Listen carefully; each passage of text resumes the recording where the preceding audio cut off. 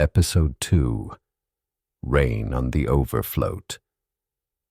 Petropolis is a hive world stacked in tiers, where the lower levels drown in whatever the upper ones discard.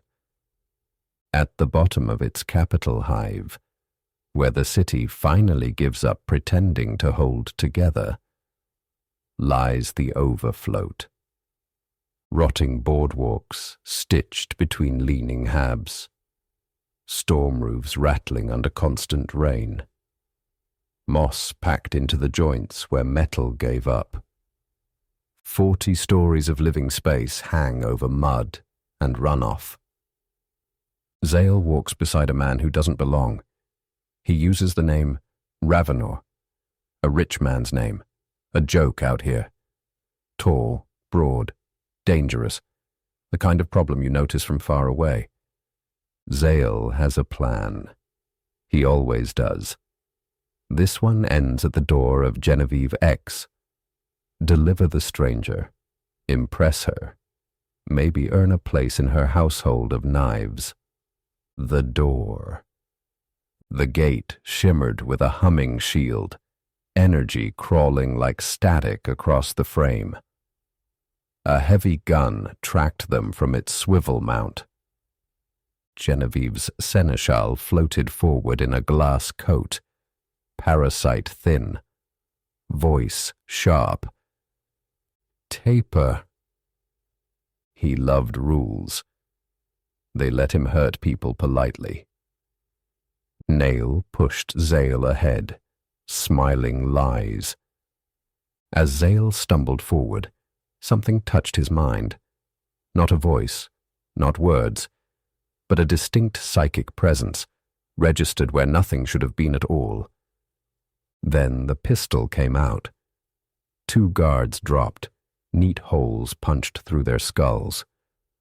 Blood splashed across the boards and ran between the planks. A grenade followed, tearing the entry apart in a burst of fire and metal. More muscle rushed in. Redliners, baby blues, grind fists. Nail moved like he'd done this forever. Boots, elbows, 2 more shots. A jaw snapped, a rifle shattered. A finger spun across the floor and landed by Zale's shoe. One man clutched the bleeding stump and kept fighting. The sanctum. Stained glass. Colored light. An expensive rug. Genevieve X sat at her desk. Or what was left of her. Flesh gone. Clothes, skin, muscle, all stripped away, leaving a bare skeleton stitched with clots and scraps of sinew.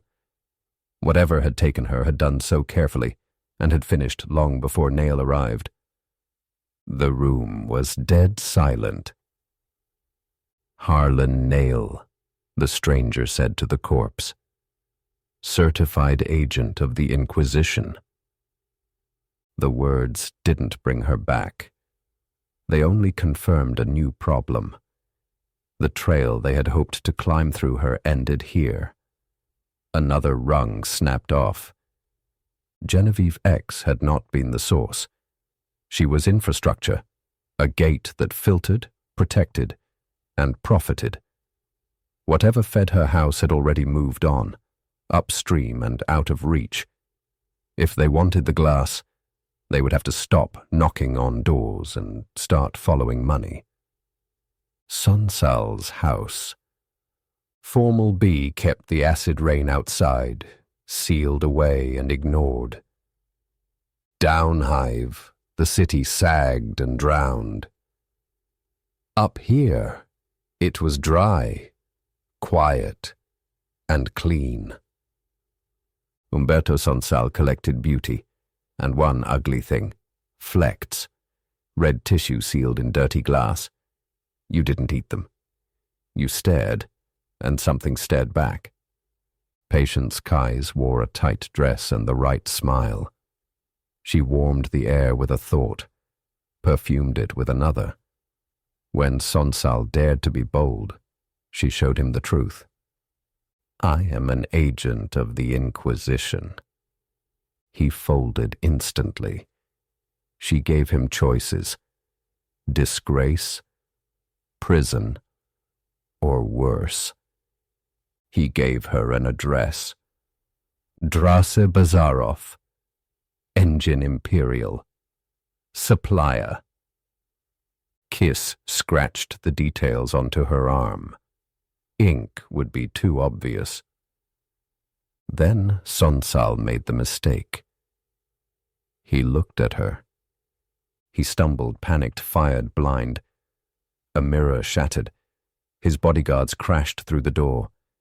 Kais threw a table at them with her mind, then pinned Sonsal's sleeve to the rail with a floating knife. Enough! He tore free, slipped, and fell 2 floors. His body hit marble and broke. The sound ended the argument. Alarms rang. Kais left by the south door. Sonsal hadn't been the source. He was only the customer, buying glass in bulk, feeding it to his circle. But his ledgers had pointed higher, to Bazarov, the man who moved consignments between warehouses and ships. The next rung. The manhunt. A rich man died, and the city clenched its jaws. Shutters slammed. Sentry servitors woke. Wall-tops hummed. Mines armed. Kais moved through other people's evenings. A temple porch. A cafe beside the crematorium. A footbridge over the hydroelectric canyon. A flyer spotted her. The observer blinked, then forgot. Because the Inquisitor was watching. Ravenor misdirected the city, planted a false sighting at Gill Park, killed power to 8 blocks, whispered commands into strangers' minds. The net pulled the wrong way, until he touched the wrong mind. Blue fire. Sonsal's house had not yet gone quiet. Alarms still rang somewhere deep in the structure, and the marble below bore the fresh damage of his fall. By the time the magistratum arrived to seal the site, others were already there. 3 men stood in the wreckage. A henobarb, big and trained. A slender man with a beard, and a smile built for the news-picked. And a small, blonde psyker with razor eyes. Arshal. Do you know who I am? The slender man asked the magistratum marshal overseeing the cordon. The man was Jada Trice, Imperial liaison, problem solver, and someone who never explained his true remit unless it became unavoidable. The blonde one, Kinski, looked up. Not at the roof. Through it. He saw Ravenor watching. Ravenor raised barriers on instinct, layered, reinforced, precise. Kinski flew into them anyway. Blue fire tore across the space between them, shattering glass, buckling walls, flipping parked vehicles onto their sides. The psychic backlash ripped outward through the stacks. In nearby habs, 2 sleepers jolted awake, screaming as psychic fire flooded their minds. Neither survived the minute. Ravenor fled without legs, abandoning part of himself to the trap. He dove into a factory worker's skull. Usno Usnor, arms aching, face hot, pay docked for lateness. A food pail hidden under alloy refiner 5. Kinski burned across the line, then hesitated. He faded. The city exhaled. The duel was paused, not over. This was no longer criminal resistance or hired muscle. Trice and Kinski represented a different tier entirely. Men who did not run the supply chain but defended it. counter-Inquisition force, the kind deployed when the truth gets close enough to hurt. The city took a moment to reassert itself. Power flickered back on. Sirens resumed their arguments with the rain. Somewhere, a manufactorum horn blew late. Ravenor withdrew from the sprawl of borrowed minds carefully, sealing doors behind him, one by one. The ache lingered, not pain, but absence, like a limb remembered after amputation. The hole in Formal M. Formal M kept its dead places close. The demolition pit had been carved out years earlier and never filled. A scar of broken habs, an exposed bedrock, fenced off and forgotten. No traffic, no witnesses, just wind, dust, and the echo of the city moving on without it.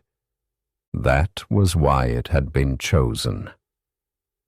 A lander dropped into the pit, engines throttled low. A hatch opened. A chair descended on anti-grav. Gideon Ravenor arrived in person. The chair was a black idea with a voice. Zeph Mathuin followed, kit bag steady. Wistan Frauke stepped down after him, silence coming with him like a pressure change. Kara Swole was already waiting. Harlan Nail arrived with a street kid no one had invited, and that street kid, Zale, looked smaller than his fear. Not a good day, Ravenor said. The chair flattened the mood. They moved into a dead hab. Frauke removed his limiter.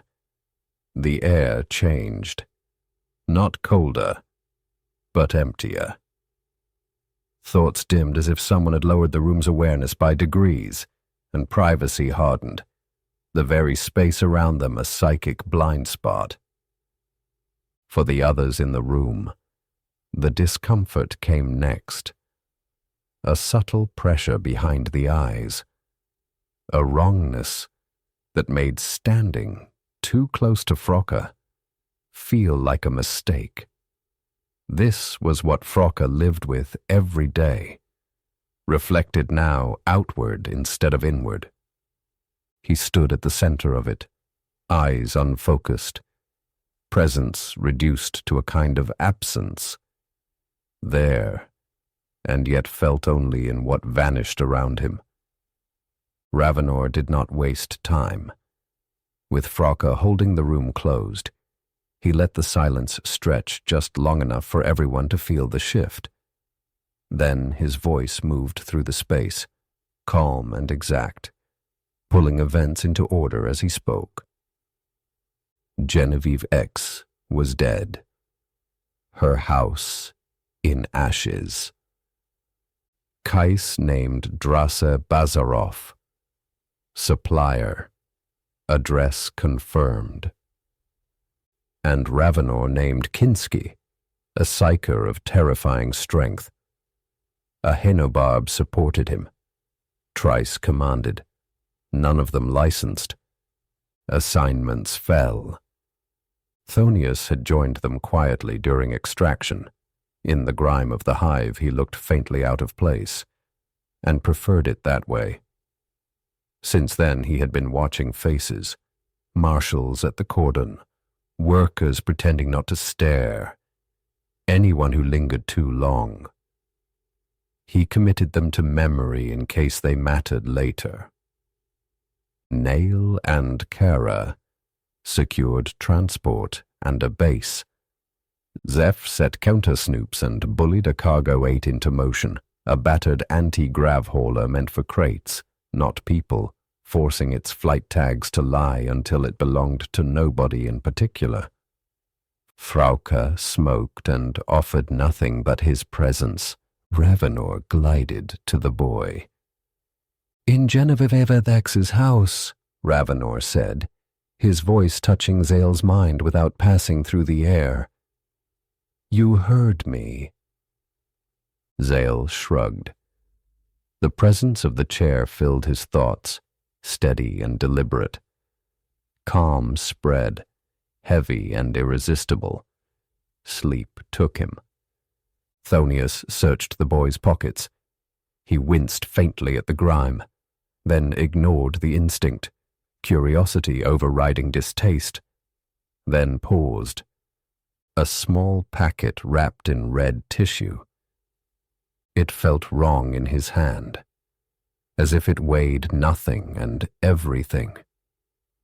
Thonius turned it once, frowned, then slipped it away without comment. Zale wasn't just a stray. He was a witness at the lowest rung, the boy who knew which doors, which couriers, which alleys kept the glass moving. He would point higher, even if he didn't mean to. The safe house. They did not linger. Formal D offered a garment factory scheduled for demolition. High ceilings, broken looms, oil-stained floors. A place meant to be passed through, not occupied. Morning light leaked in gray and thin through roof panels, filmed with grime. The air smelled of thread oil and dye. Birds nested in the rafters, unbothered. Zeph swore at the cargo 8 until it obeyed him. Thonius sat nearby, scribbling in a notebook, twitchy when Kara asked what he was writing. Kais ate something almost like meat. The boy kicked in his sleep. Frauke sat opposite Kara in a storage closet, eyes closed, watching anyway. His blank aura pressed at the edges of her awareness. Not pain, just wrongness, like standing too close to a drop you couldn't see. She shifted once. "Sorry," he said quietly without opening his eyes. Ash drifted down from a burnt beam and settled on the floor like snow. Nail showered beneath bare industrial pipes. The water ran brown at first, rust, oil, residue shaken loose, then thinned to pink, then clear. Kara passed the doorway. "You missed a spot." He pointed at a dark smear on his ribs. "Mine." She didn't smile. "Bazarov?" she asked. "Gone," Nail said. "We hit the address. Bed was rigged, alarm and weight sensor. He expected company. Neighbors say he pulled his family out 2 days ago. Stairtown." "Tap," Nail said, "killing the water." In the deeper shadows, Ravenor cut anti-grav. The chair settled onto its skids. "I'm thinking," he said. Bazarov was distribution. He turned Sonsal's coin into shipments, routed consignments onto trucks, slipped packages onto ships. He knew who picked up, and where it all went. The rung before void space. They headed north, and the city rose with them. Habs stacking higher, streets tightening as Stairtown loomed ahead. Routes rolled past manufactories, shrines, transit spurs, queues outside labor halls. Towers surfaced and sank in the smog like tired animals. The skyline folded. Landings climbed. Rails dripped acid rain. Stairtown. If the Overfloat sagged under its own comfort, Stairtown rose because it had to. Tiers of habs stacked by necessity, not choice. Bazarov's family lived here. Family talked if you got to them in time. If you were slow, someone else did. Kara checked her pistol. Zeph zipped the kit bag. Thonius frowned at a note he didn't remember writing. Frauke smoked. Kais watched the others in the reflection of the hull plating, face unreadable. The cargo 8 shuddered as it climbed. Zale sat awake now, bench vibrating beneath him, watching the city slide past the hull. His hands were steadier than he remembered. That worried him more than the shaking ever had. For the first time since Nove fell, he was moving toward something other than a dealer. Ravenor regarded the boy in silence. Outside Genevieve Dex's house, Zale had not reached for him, had not pushed, had not even known what he was sensing. And yet he had noticed a passive registration of psychic presence where nothing should have been at all. Untrained, unshielded, open, dangerous in ways even the boy could not yet understand. Ravenor let the connection fade, not retreat, control. The decision had already been made. Some potentials were safer under observation than at large. Nearby, Thonius turned a thought over and over, unsettled by the feel of something he should not have taken and could not quite forget. The cargo 8 climbed higher, engines straining as the city stacked above itself. Stairtown waited,